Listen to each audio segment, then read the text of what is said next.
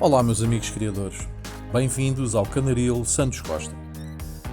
No vídeo de hoje irei falar sobre o canário frisado parisiense, uma das raças de canários frisados mais famosa em todo o mundo. É ainda considerada por muitos uma das raças de canários mais bonitas. Portanto, assistam ao vídeo e se gostarem deixem um like. Para quem acompanha o canal, mas ainda não subscreveu o mesmo, subscrevam, pois é totalmente gratuito. Basta clicar em subscrever e pronto, já está. Só assim poderei continuar com este projeto, onde tento dar a conhecer um pouco as várias raças de canários existentes na atualidade. E se for possível angariar criadores novos para essas mesmas raças no decorrer do processo, tanto melhor. O objetivo passa por não ficar apenas nos canários de porte e de canto, mas passar também, numa fase posterior, para os canários de cor. Conto ainda também fazer vídeos sobre as várias espécies de exóticos, psitacídeos e fauna europeia. Mas para tal, necessito do vosso apoio, o qual passa apenas por subscrever o canal, colocar like nos vídeos e comentar. Só assim poderei verificar se este projeto é efetivamente do vosso agrado. História do canário frisado parisiense. A origem desta raça de canários dá-se por volta de 1870 em Paris, França, por seleção do antigo canário roubaisien, uma antiga raça francesa, o qual foi criado a partir do canário frisado do norte. É um canário frisado pertencente à categoria de canários de porte. O canário frisado parisiense destaca-se pela ondulação da sua plumagem e pelo volume da mesma. Na verdade, tem a plumagem mais ondulada que encaracolada, sendo essas ondas particularmente bem proporcionadas. Conta-se que as primeiras penas frisadas a aparecerem num canário surgiram por volta de 1750 e situavam-se apenas no peito das aves. Posteriormente, surgiram as penas frisadas nas costas e depois em outras zonas do corpo das aves. Em 1840, a duquesa de Berry, Maria Carolina Fernanda Luísa de Bourbon, filha do rei Francisco I, esteve na Holanda, atual Países Baixos, acompanhada do Sr. Herviot de Chantelope, um grande criador de canários da época, para visitar os grandes criadores de aves daquele tempo na Holanda e procurar aves de qualidade das várias raças de canários holandeses, os quais o Sr. Herviot já havia importado anteriormente alguns exemplares para a França. Depois de regressar à França, com vários exemplares de excelente qualidade, e dispor os descendentes desses exemplares em uma exposição realizada em Lille, vários criadores franceses interessaram-se por essas aves e adquiriram algumas, com o objetivo de criar uma ave superior, de maior tamanho, mais corpulento e plumagem mais abundante. Após alguns anos de cruzamentos e de seleção, conseguiram obter alguns exemplares de qualidade e a evolução continuou nos anos seguintes. Em outubro de 1867, em Paris, França, realizou-se o primeiro concurso de canários frisados e foi fundado o clube com o nome de La Nationale, o qual ficou à frente dos destinos do canário frisado parisiense. Esse clube existe até aos dias de hoje. Conta-se que depois de definido o estandarte, o canário frisado parisiense fez enorme furor, o que provocou uma alta de preço por cada exemplar.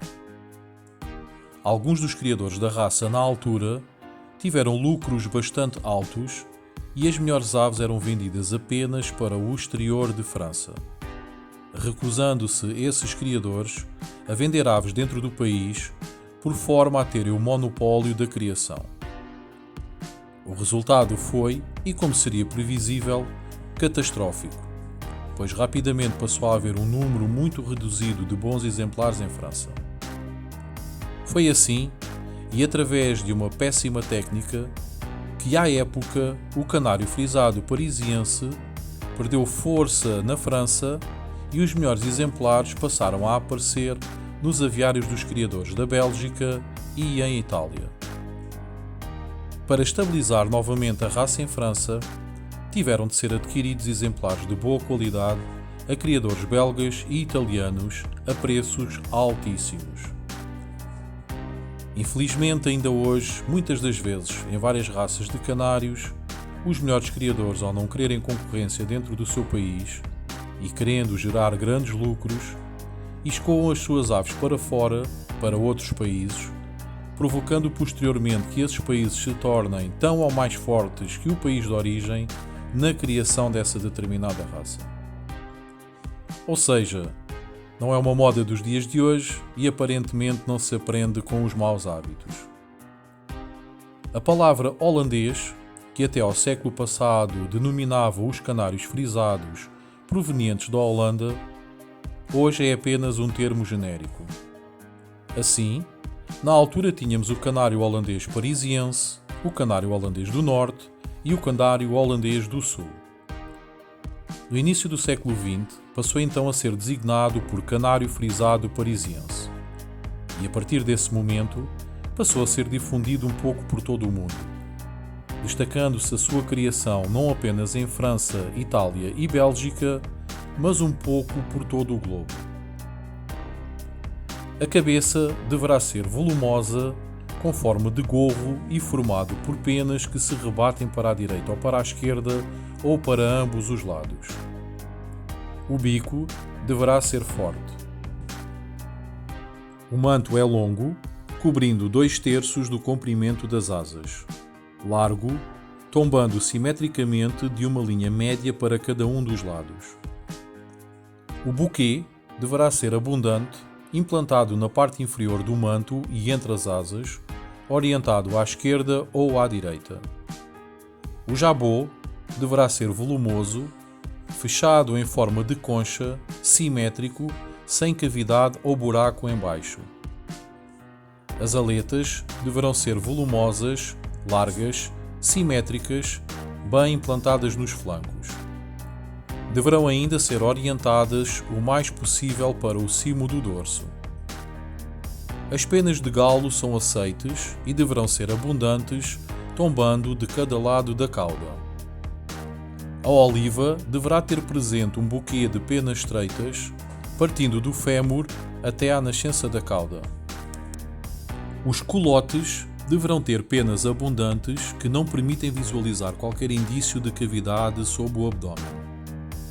As patas deverão ser longas, fortes, com unhas em saca-rolhas, admitindo-se unhas normais nos dedos dianteiros. A cauda deverá ser longa e larga, com extremidade quadrada, seguindo a linha do dorso. As asas deverão ser longas, sem se cruzarem excessivamente. O tamanho mínimo são os 19 cm de comprimento. A forma da ave deverá ser harmoniosa, de aspecto maciço. A posição deverá ser semi-erguida, altiva e majestosa. A plumagem deverá ser abundante, volumosa e sedosa. São admitidas todas as cores. É, pois, uma raça com mais de um século de vida e que ainda hoje fascina os criadores pelo seu aspecto exterior. Como referi, por vezes a ganância e a falta de colaboração entre criadores pode provocar a extinção de uma raça ou a perda de domínio da mesma, mesmo que seja o país de origem desta. Espero que tenham gostado de mais este vídeo. A mim, resta-me agradecer a todos os criadores que têm demonstrado a sua receptividade em me ajudar neste projeto de divulgação das raças de canários existentes na atualidade. Para mim tem sido um prazer pesquisar sobre todas estas raças e com isso aprender um pouco mais de cada uma. É fascinante como umas surgiram, como outras tiveram de lutar para se manter ainda hoje e como outras ainda ajudaram o homem. Não se esqueçam de colocar like no vídeo e de subscreverem o canal, meus amigos criadores. Boas criações ou mudas, um forte abraço.